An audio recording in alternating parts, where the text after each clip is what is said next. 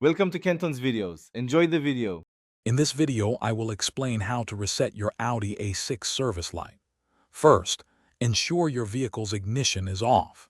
We'll cover two primary methods, using the MMI system and utilizing the instrument cluster buttons.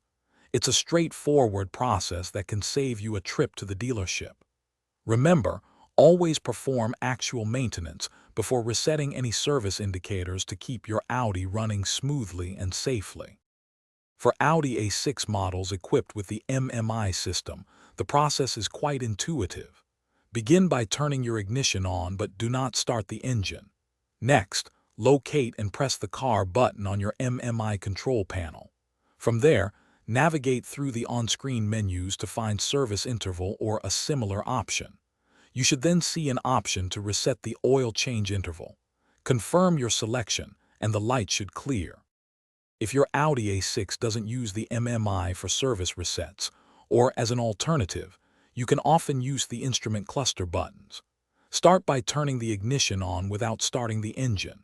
Now, locate the trip reset button, usually found near the speedometer or odometer.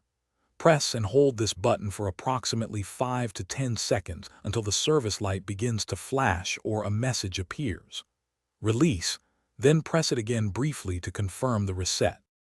Before resetting any service light, it's crucial to ensure that the actual maintenance, like an oil change, has been completed. Resetting the light without performing the service can lead to missed maintenance and potential issues down the road.